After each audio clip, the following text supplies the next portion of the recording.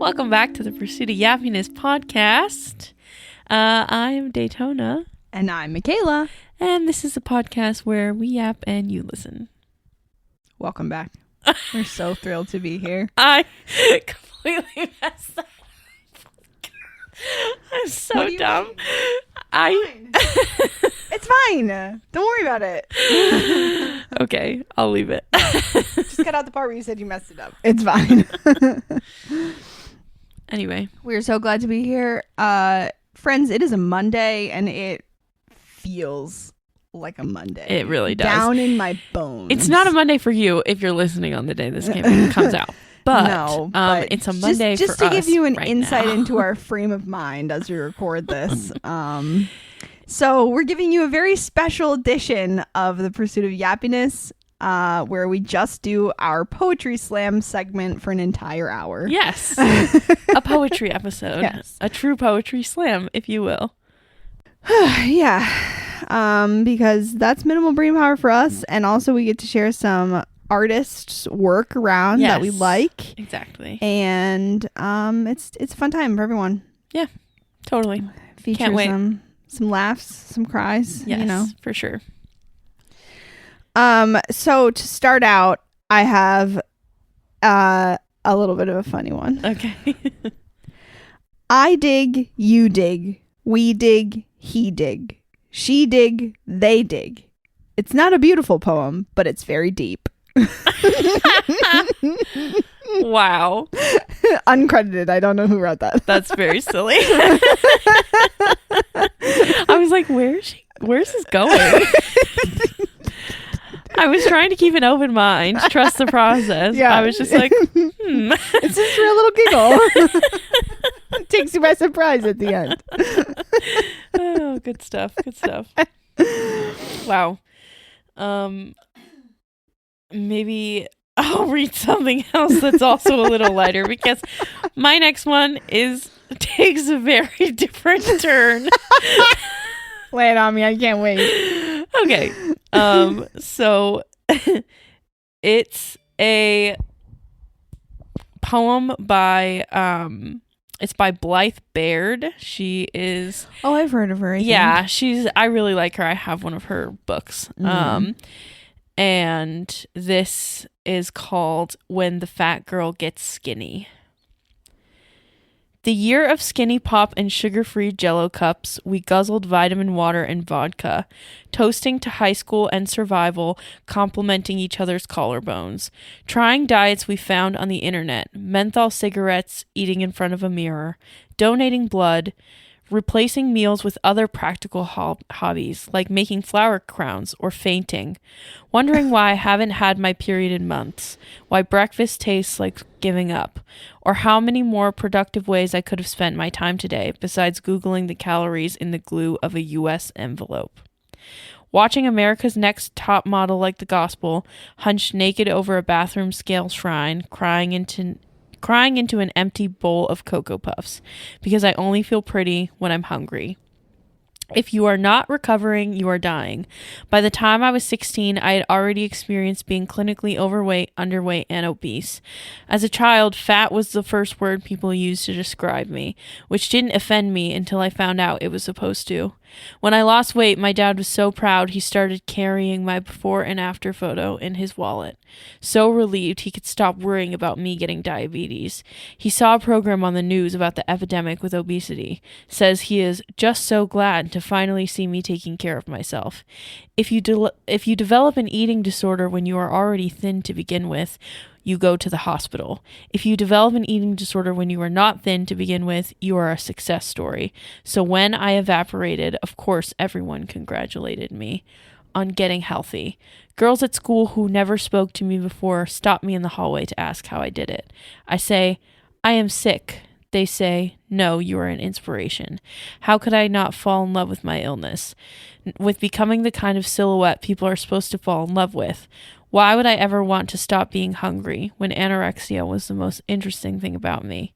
So, how lucky it is now to be boring. The way not going to the hospital is boring. The way looking at an apple and seeing only an apple, not 60 or half an hour of sit-ups is boring. My story may not be exciting as it may not be as exciting as it used to be, but at least there is nothing left to count. The calculator in my head finally stopped. I used to love the feeling of drinking water on an empty stomach, waiting for the coolness to slip all the way down and land in the well. Not obsessed with being empty, but afraid of being full. I used to take pride in being able to feel cold in a warm room. Now I am proud I have stopped seeking revenge on this body. This was a year of eating when I was hungry, without punishing myself. And I know it sounds ridiculous, but that shit is hard. When I was little, someone asked me what I wanted to be when I grew up, and I said small. So, yeah. Oof. Yeah, I know, like I said, a much darker turn. But yeah, I just thought it was the line in particular that struck me was like, when you develop an eating disorder, when you're thin, you go to the hospital. But when you develop an eating disorder when you're not already thin, you're a success story. Like, and I can definitely relate to that, just because, like, I don't know, I have struggled with disordered eating, and when I was 19, I was really very unhealthy and like was actively starving myself, and I looked quote unquote good. And so people would be like, wow, you look great, blah blah blah. Yeah. And so it's like, you know, just don't comment on people's bodies. Yeah. If there's a moral to that story. Like, I'm trying to remind myself that, like, I just don't know people's lives. I just don't know. I don't know what they're doing, what they're dealing with, what their lives are like. Right. You know, so it's none of my business. Yeah. And that applies to so many things, but particularly people's weight, because it's very visible and it's something that we're like very conditioned to respond to, even if we have no business doing so. Correct. Yeah. Totally. Yeah. I remember seeing an interview it was like interviewing actors who had done a movie about somebody who was like very thin. I forget who it was. Anne Hathaway, maybe. She did a movie about someone who had an eating disorder. And people, like, when she was in the middle of filming, people would like stop her on the street and tell her like how great she looked, and she was like, I'm literally on a starvation diet right now. Whoa. Like, this is not good. That's crazy. Yeah. But yeah, so I really like that one because it's very honest. And yeah, the part that stuck out to me the most was when she said that she replaced eating with other useful hobbies, like fainting. I was like, ugh. Yeah. Yikes. Totally. Yeah. Eat food, friends. Yeah. Please. Take care of yourself. Yeah, for sure. All right. Well, do we want whiplash? So should I do another funny one? Oh gosh. I actually have two. They're more like jokes. They're not really poems, I guess. But this one, Bedelshin's Girl is the person who wrote it. Besides training all the major Greek heroes, Chiron was also a doctor. That would make him the centaur for disease control. Oh my gosh. Somebody said he was a strong supporter of herd immunity. Wow. Hey. That's very silly. Yeah. And then along the same vein, Darjeeling and Coke says an ancient Greek walks into his tailor's shop with a pair of torn pants. Euripides, says the tailor. Yeah, Eumenides, says the man. Wow. Your face.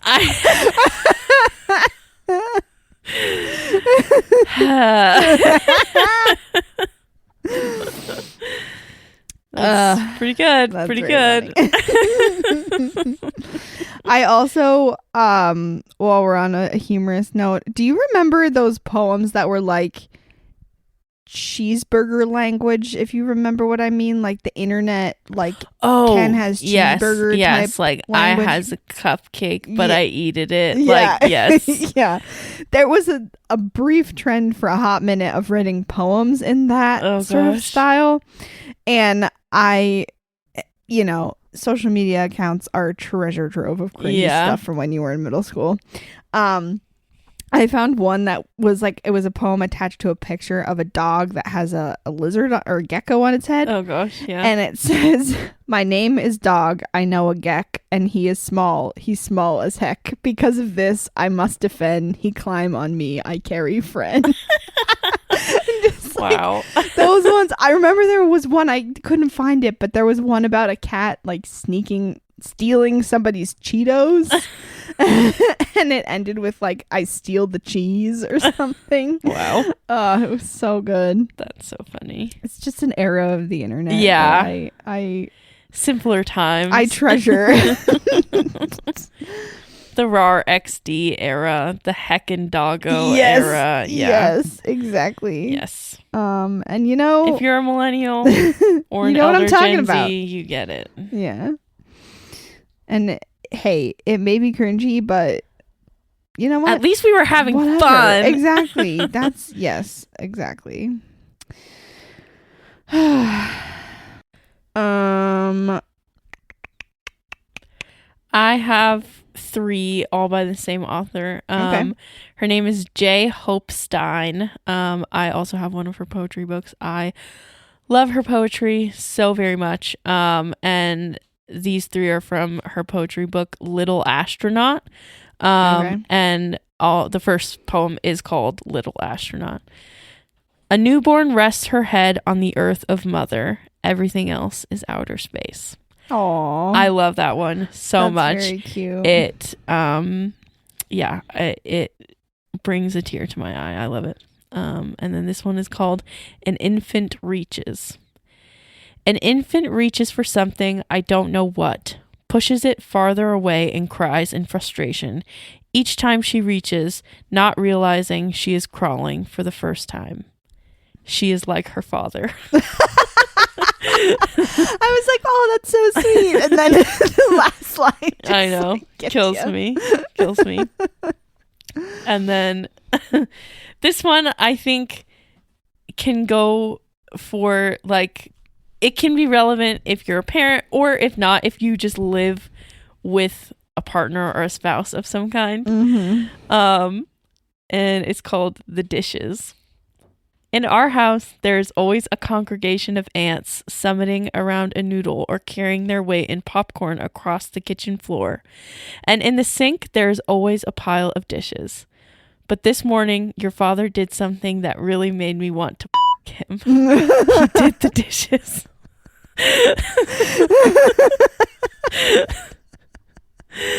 That one killed me. The whole part. Yeah. I thought there was gonna be more. Nope.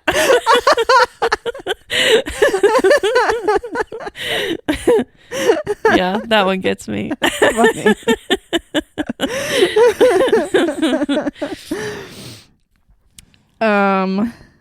I also have a one that's related to like parenthood by Rachel Beachy. It's called "Mothers Carrying Things." "We begin by carrying the car seat, the diaper bag, the pump parts and pacifiers. Then they grow and bring us collected rocks, Lego blocks, remains of snacks, dirty tissues. All of this we take in so they will know, whatever you hand to me, I can handle, no matter how heavy it gets. I once carried my whole world in the crook of my elbow. There is nothing I cannot hold for you." I love that. Yeah. That's awesome. Well, and also when you think about it, I mean, depending on how your, journey to parenthood was, if you are a mom who did carry their baby, it's like, you also carried them in addition. So, yep. Yeah, I really like that. Yeah, I have a lot of, we're still in the lots of stuff phase. Whenever we have to leave the house, we just have a lot of things that we have to carry. Bags and bags. Yeah. Yeah. I have a haiku. Oh, we one. love a haiku. "This poem doesn't rhyme. Dude about to make to haikus. Oh, you haven't heard?" Wow. I just thought that was good. Oh my gosh. And this one, okay, I'm not going to read off all the people who were involved in making this because it's a poem, but it's built out of making tags on a Tumblr post. Okay, got it. So the original post is hope is a skill. Okay. And then someone said hope is a weapon you are trained to wield. And then the tags all just start going. So I'm not going to tell you when it's a new person because it's going to take too long. Mm-hmm. Yes, you can get better at it. Hope is a discipline. Hope is not something you have. It's something you create for yourself. It really is, dude. It's fucking hard. Hope is heavy. You will drop it, but you must pick it up again. Hope, something hard to get and harder to maintain nowadays.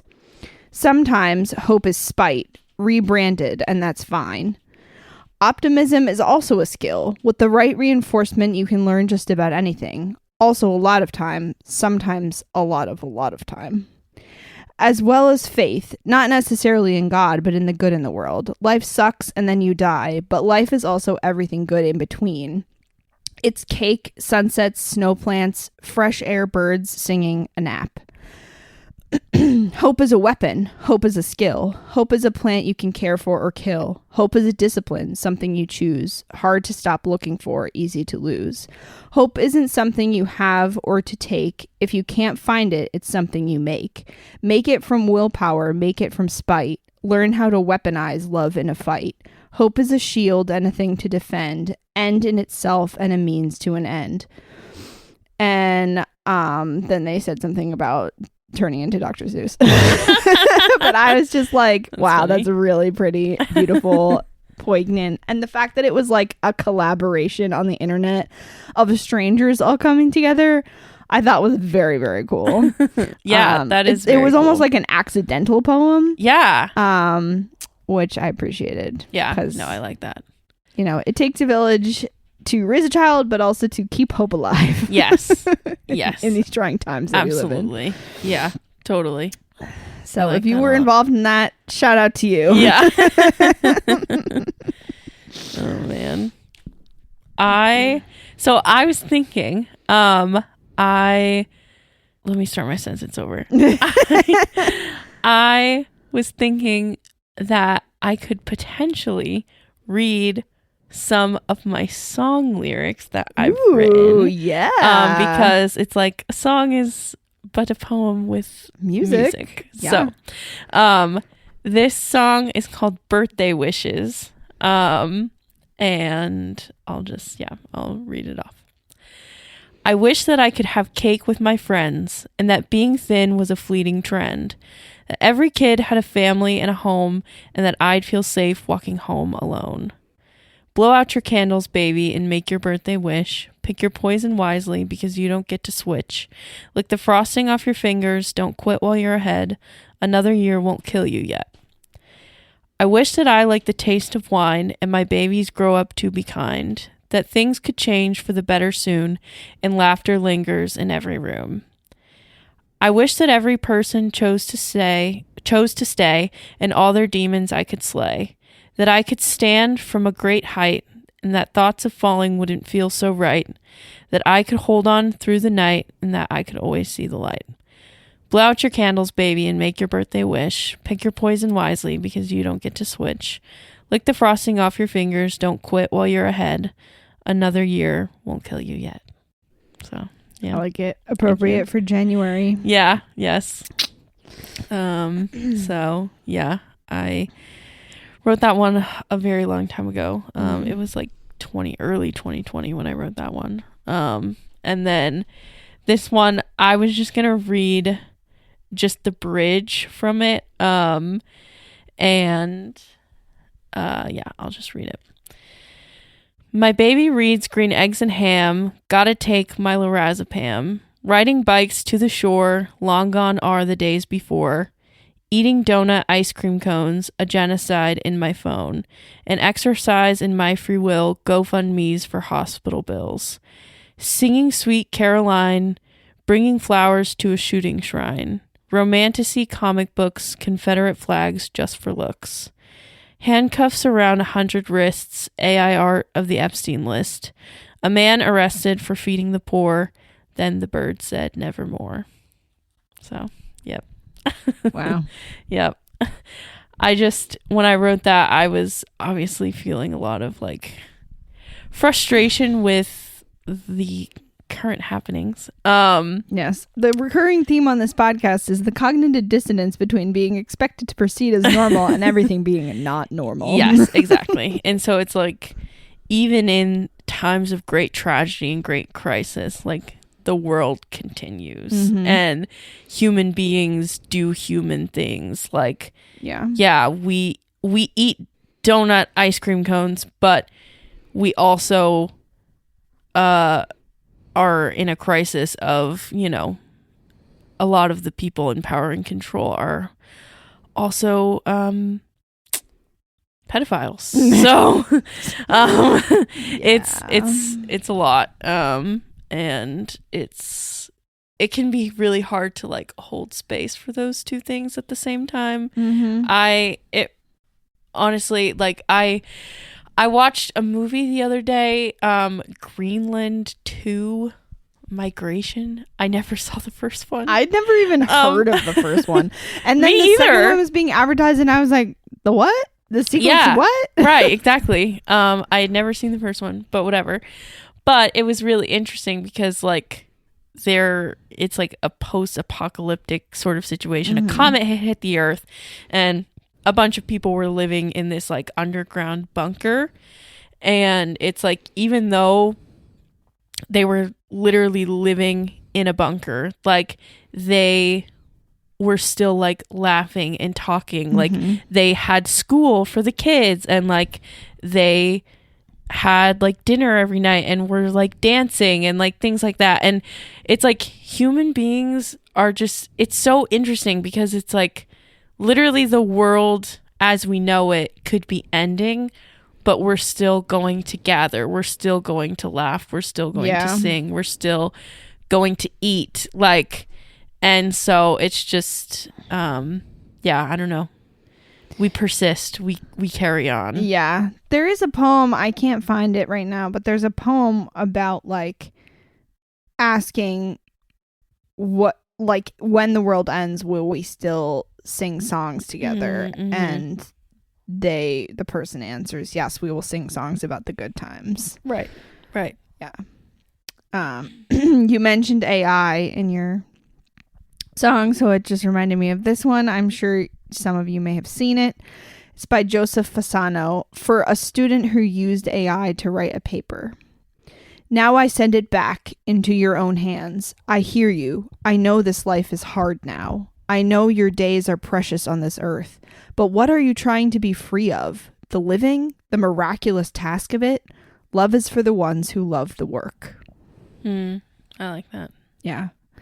Because it is true, like, you know, we're all having a hard time. And something like AI or any tool, technology that we have to make our lives easier, you know, I feel like I can't be the one to tell someone not to take advantage of those tools. Right. But at the same time, it's like, are you just avoiding living your life? Like, and like, you know, there's something to be said for forcing yourself to participate, even if it's hard. Yeah. And like you don't enjoy every second of it. Right.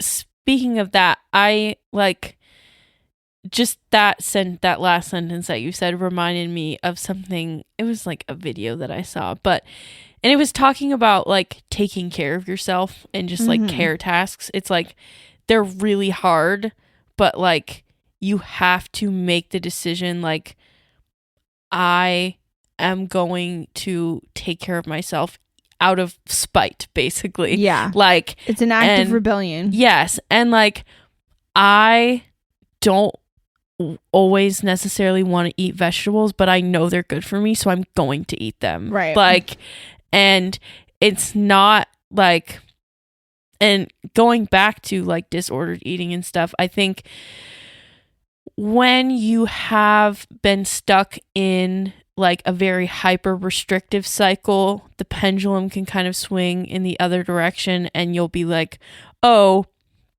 I am going to eat what feels good to me and all of these things.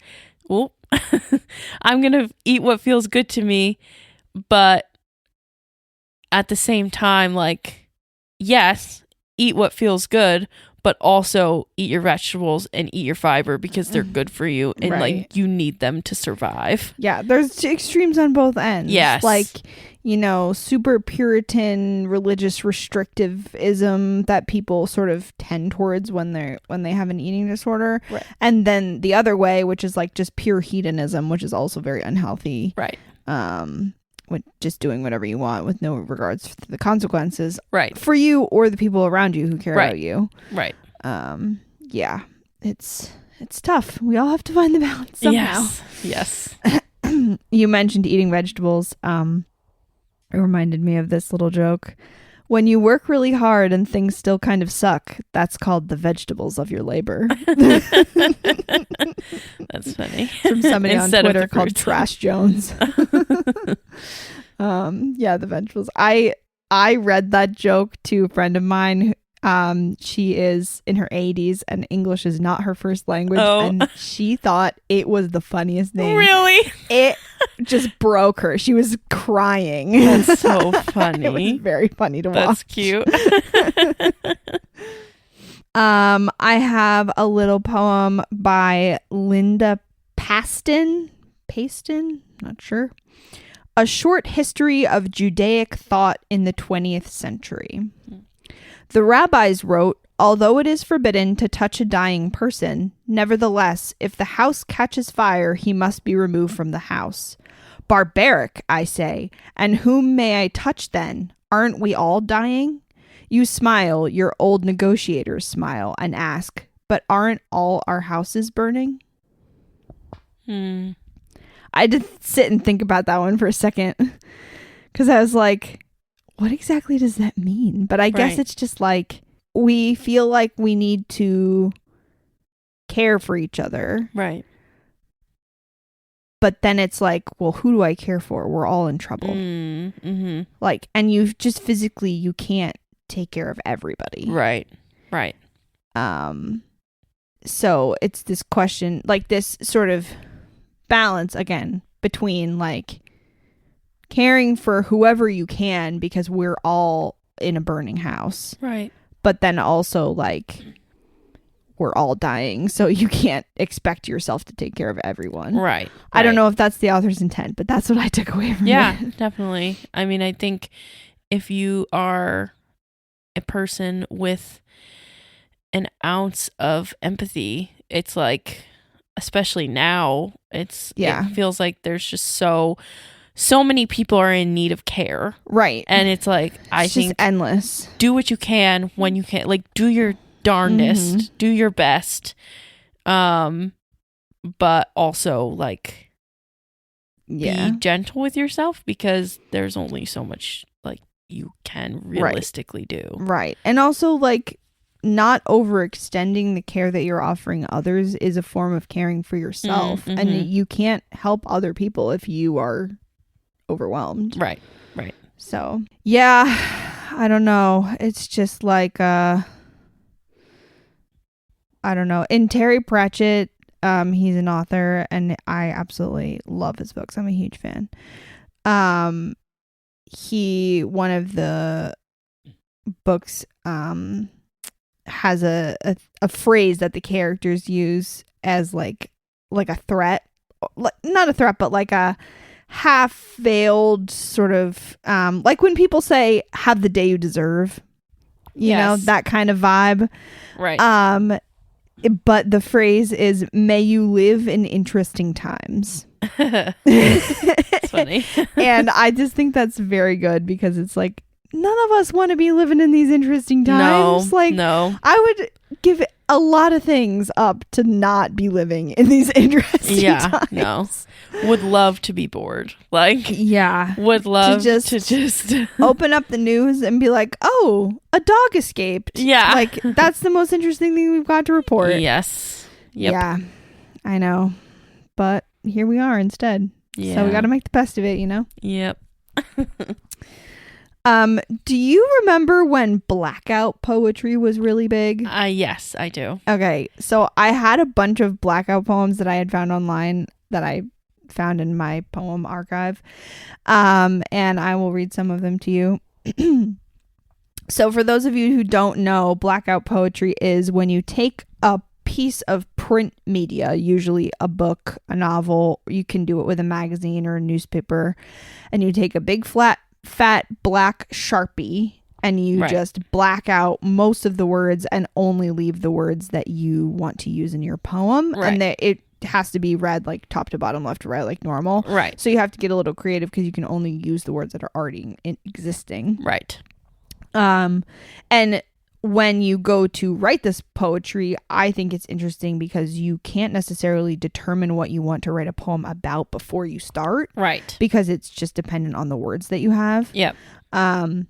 So none of these have authors attached to them. So sorry if these are yours. But this one says, it's called Masks. They have masks on to be on the safe side. But we know that to hide is not life. Yep. Yeah. I think that one speaks for itself. Yeah. Yep. Mm-hmm. This one is similar, like being honest about, your life. She wished to speak, but sometimes it's hard to find the words. The words don't really describe how you feel. She tried, but couldn't. I'm fine. Really, I am. And then this one is, we're constantly destroying and rebuilding ourselves from lost to found. Only one thing remains intact, your way of thinking. Live now, because love is at once a trap and a source of ecstasy. Try to venture beyond the soul. If you take a risk, you've already gone further than most other people. I like that. Yeah. And then I have so many of these, but I won't spend our entire time on that. I actually wrote a couple of blackout poems. Amazing. I got a book, I don't know, for free or, for very little money, and I just started scribbling in it in Sharpies. The book, funny enough, is The Red Badge of Courage by Stephen Crane, which is like a, classics that you have to read in school. Right. For those of you who aren't familiar. All right, here's a couple. Whatever words you keep quiet, I want the job of learning them. Love that. I know. I know. Slay. I thought of you. Tell me everything. And these poems, I dated them 2016, friends. Wow. Yeah, so a woman ahead of her I was time. in college. Overwhelmed with privileges, he had begun to believe in big ideas. Nice. It reminded me of like tech billionaires. Yeah. Yes. Who just like think anything is possible because they started in their garage with $1 billion. Right. Hungry men could not talk much of fresh fish and never felt obliged to question his belief in oceans. That's good. Right? Wow. I'm like impressed with my former self. You should be. Another one is, wreathed in eternal thunder, you explained hate as plenty of fighting and a fiery, proud silence. Nice. So nice. Yeah, these are fun. I would definitely recommend giving it a go. Yeah, I had to do it in one of my high school English classes, and it was very fun. I enjoyed it. So, yeah, that's a good project for like thrifted books or like yard sale books and stuff like that. Just something that you wouldn't necessarily read, but you could make poetry out of it. Yeah. I Red Badge of Courage is about like a war or something, and right. I don't care about that. Another one, they grew tired. They carried a burden, valuable, but not letters of gold. I'm not really sure what I was intending with these poems. So it's like, 10 years later, I'm looking at them and being like, this is what I think I meant now based on the person that I am now. Right, right. Anyway. Yeah, so those were a couple that I read. Nice. I wrote. That's awesome. Me. Very cool. Very cool. I have 2 by Amanda Gorman. I have a poetry book. It's called They Call Us What We Carry is what it's called. Oh yeah, this is not blackout poetry. Just for no, clarity. no, This is okay. no. It's just regular poetry. This poem is called Closure. To begin again isn't to go backwards, but to decide to go. Our story is not a circle carved, but a spiral, shed-shaped spinning, shifting inward and outward ad infinitum. Like a lung on the bank of speech, breathe with us. We disembark both beside and beyond, who we were, who we are. It is a return and a departure. We spiral on, pushing up and out, like a growing thing, making its form out of earth. In a poem, there's no end, just a place where the page glows wide and waiting, like a lifted hand, poised and paused. Here is our bond, unbordered by bone. Perhaps love is how it feels to breathe the same air. All we have is time, is now. Time takes us on. How we are moved says everything about what we are to each other, and what are we to each other if not everything. Yeah. So that was the first one. And I really liked that one. Just about, well, it was called Closure. And I really liked the last few lines, like, what are we to each other if not everything? And then this one is called What We Carry. As kids, we sat in grass, fished our hands into the dirt. We felt that damp brown universe writhe, alert and alive, earth cupped in the boat of our palms. Our eyes waxed wide with wonder. Children understand. Even grime is a gift. Even what is mired is miraculous. What is marred is still marvelous. Ark, a boat like that which preserved Noah's family and animals from the flood. The word comes from the Latin word arca, meaning chest, much like the Latin word arcere, I don't know, to close up, defend, or contained. Ark can also mean the traditional place in a synagogue for the scrolls of the Torah. That is to say, we put words in the ark. Where else to put them? We continue speaking, writing, hoping, living, loving, fighting. That is to say, we believe beyond disaster. Even endings end at the lip of land. Time arcs into itself. It is not a repeat, but a reckoning. Days can't help but walk 2 by 2. The past and present paired and paralleled. It is the future we save, from ourselves, for ourselves. Words matter, for language is an arc. Yes, language is an art, an articulate artifact. Language is a life craft. Yes, language is a life raft. We have recalled how to touch each other and how to trust all that is good and all right. We have learned our true names, not what we are called, but what we are called. Not what we are called, but what we are called. To carry forth from here, what do we carry if not what and who we care most for? What are we if not the price of light? Loss is the cost of loving, a debt more than worth every pulse and pull. We know this because we have decided to remember. The truth is, one globe, wonder flawed. Here's to the preservation of a light so terrific. The truth is, there is joy in discarding almost everything. Our rage, our wreckage, our hubris, our hate, our ghosts, our greed, our wrath, our wars. On the beating shore, we haven't any haven for them here. Rejoice, for what we have left behind will not free us, but what we have left is all we need. We are enough, armed only with our hands, open but unemptied, just like a blooming thing. We walk into tomorrow, carrying nothing but the world. That was a long one. I didn't realize it was 4 pages. Anyway. I liked the part where she was saying, like, the past and the present are hand in hand, like days go 2 by 2. Yes. And then before that, she had been pairing words up like marred and marvelous together. I was like, ooh, 2 by 2 is a theme. This is cool. Yeah.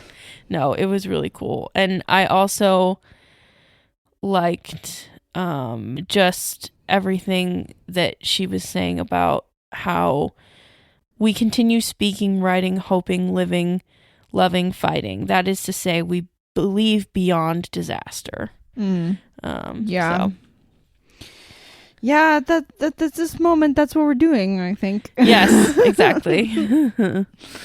Yep. I have a book here in front of me called 10,000 Ventures, which is a poetry book by Nevin Allen, who I know personally. He's a pretty cool guy. Very cool. So, and I know he listens to this podcast too. So shout out to Nevin. Yeah, shout out to Nevin. We're going to read some of your poems here. It's a very cool like format that he did for this book. It's all, I think each section is supposed to be like a part of his life, and each section is named after a liquid. Okay. So part 1 is oil, and then there's ink, blood, honey, and water. Nice. And each part obviously has multiple poems, but I just chose a few that I would like to share with you guys. The very first one in the book is called Declaration. To those who rage and those who gnash, who sell their tongues for fame and cash, to those who glower, terror-strung, enhanced by pleasure's iron lung, the coming dread is heaven sent, a flare of righteous discontent, for spineless dregs who hide behind what warps the soul and traps the mind. 10,000 ventures still to learn, what you have built, my art will burn. Wow. Right? That's good. I really liked it because the whole thing kind of was reminding me of like social media influencers and like people who make their money sort of selling themselves online. Right.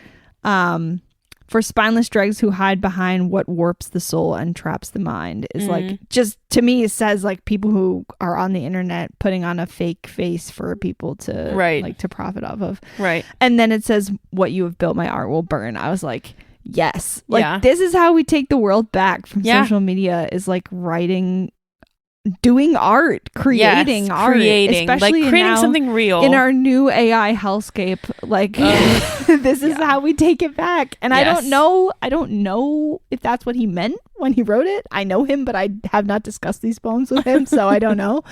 But yeah, I liked it. The next one is called Liberation, which has a similar vibe in my opinion, but also makes me think of like everything happening with the government, etc. Your kingdom fading quickly, you survey the damage, sick. The fog, your toxic ignorance, grows dangerously thick. How many stabs must bear the word to make the blood stamp stick? Your castle's wall is crumbling with a hand on every brick. And now, as times are getting hard, your plight is one most dire. In retrospect, recanting the great hubris of a liar. You trade their clean catharsis for your fleeting, fake desire. I'm coming for your crown so I can cast it in the fire. The battle lingers heavy, but my spirit carries me. Your dogs retreat, my swirling sword tears through the tapestry. Though you beg and you repent, nobody hears your plea. You made the people less than people, so the people made them free. Wow. It like gives me chills. Yeah, that's really good. It reminds me of like, I don't know what the word is, like Les Mis, basically. I was just gonna say that. Yes. Yeah. I wanted to say old timey, but that's not the right word. Yeah. Just sort of slightly old fashioned, but like very revolutionary sounding. Two more. I love a lot of the poems in this book. On first read, I was like, I don't really get it. And then the second time I read them, I was like, oh yeah, okay, I'm with you now. But I picked out my top four, so two more. This one is called Hymn for Rebuilding. O vengeful spirit, what holds you here? Your body banished, no more to fear. The enemies that once abounded, gone since the clarion has 3 times sounded. O vagrant hunter, what guides your hand to slay the creatures that plague this land? Your bow is drawn, your aim is steady. Come high water or hell, you will be ready. O faithful watcher, what draws your eye? The sun is dawning on crimson sky. Lay bare the past, make plain the mystery. Our time is only now, all else is history. O band of brothers, what sets us free? Our fruitful venture claims liberty. The king is dead, the flags are changing. Our world, as evermore, is rearranging. I love that. I literally got chills. I know, right? That's so good. Wow. Mm-hmm. Wow. Great job, Nevin. You've outdone yourself. Yeah. And then the last one is called the Arnold Theater, which I believe is a real place. I'm not sure. The Arnold Theater is always teeming with dying creatures who do not fear death. They bask in sunspots. It's too bright and they don't care. Dust percolates, performs. Staccato acronyms reflect off the walls and shatter. All dog-eared guides on how to be the worst liar in the room. There are advantages to taking the long way around, but more often I loiter because I don't know where I'm going. They do, these little oracles. I have to believe they're all taking it more seriously than me, and I have to believe that's a weakness, but that's me. Sooner or later, I'll have to say what I've always meant. How can you stay here when you know you're fading? I know their answer, but regardless, they oblige. We will die one day, no doubt. But in that time, all that time, we're all still so alive. Wow. That's great. I just, yeah. Yeah. I feel definitely recommend this book. Yeah. Yeah. That's amazing. If you know an artist or writer whose poem you would like us to feature on the podcast, shoot us an email, yappinesspod@gmail.com, or message us on Instagram @yappinesspod. Please do. Yeah, we would love that. Yeah. Yes. I think I love art, and I love creating, and I love supporting other people who create things. And like, I love seeing my friends create stuff. It's just like, it just gives me the warm fuzzies, you know? Yeah. Like, it just truly feeds the soul. Like, yeah. When you create something, no matter what it is, like, you know, written word, spoken word, music, physical art. Yeah. Literally anything. When you can hold it in your hands and look at it, whether physically, you know, literally or metaphorically. Right.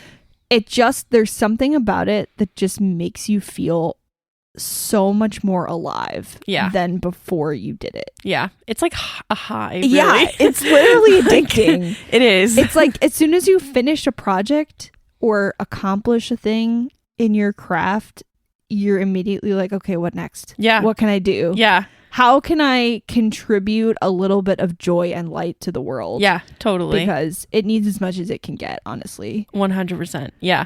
Like, I've been writing a lot recently and I can't stop. Like, I know. It just starts pouring out of you. Yeah. Like a dam has broken. Yes. And just the water, you can't hold it back anymore. Yeah. Yep. You can never go back. You know? Yeah. So, yeah.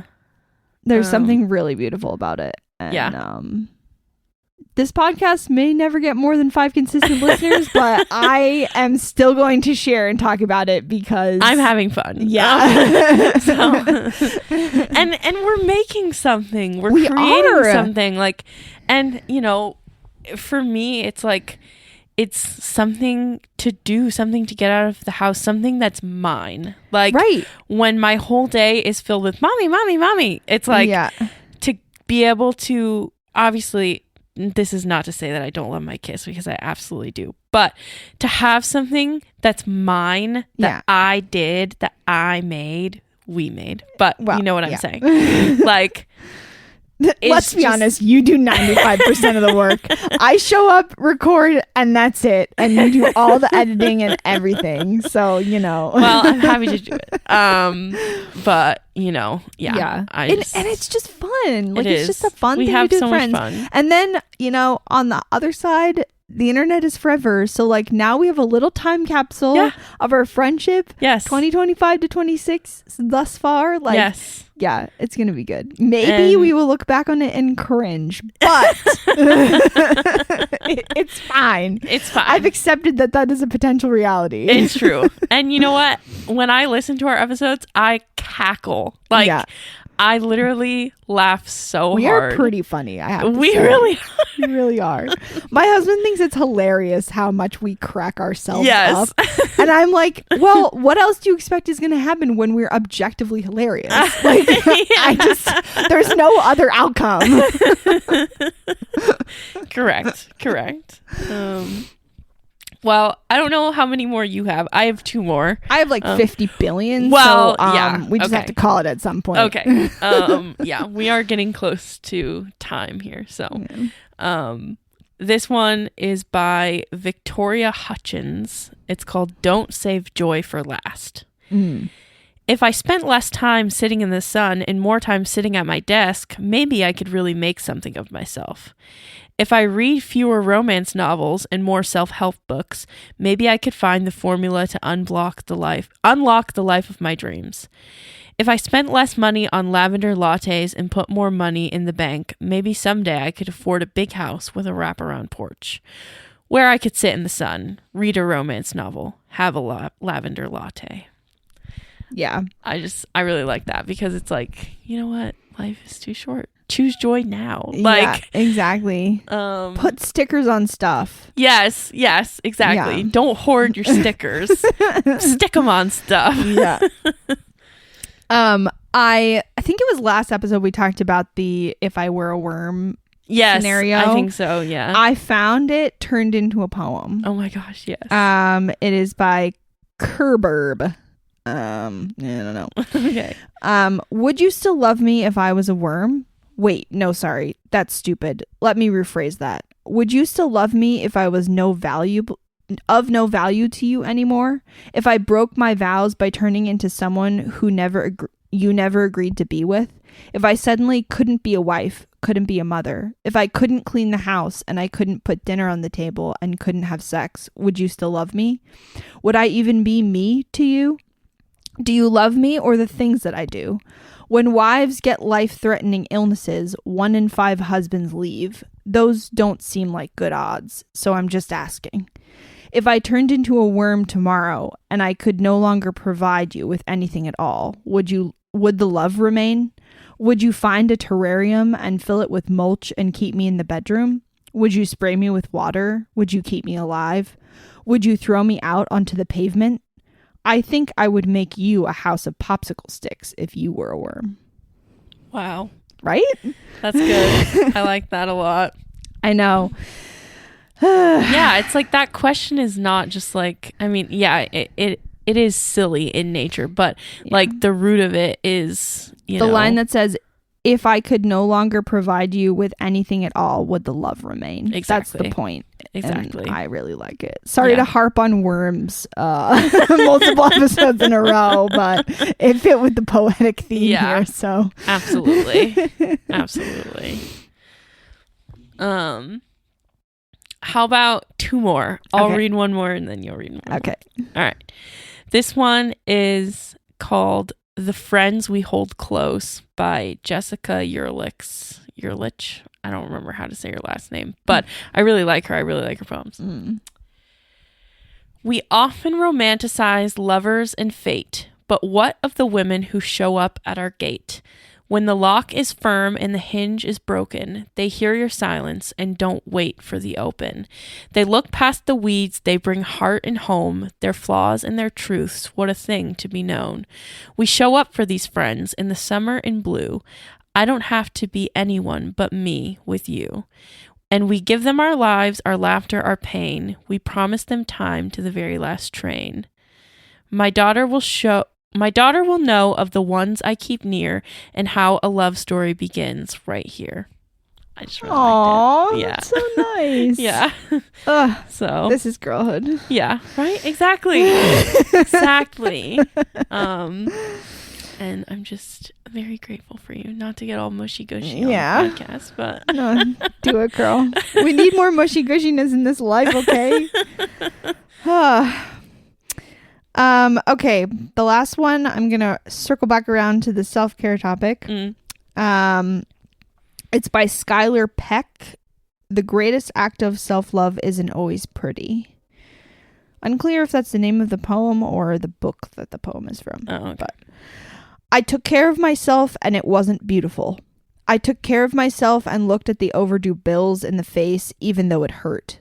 I took care of myself and cried ugly through the therapy session, made another appointment for next week.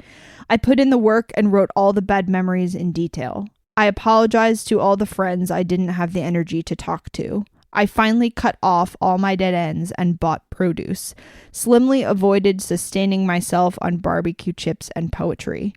I recycled. I set an alarm for 8 hours of sleep and did not sleep more or less.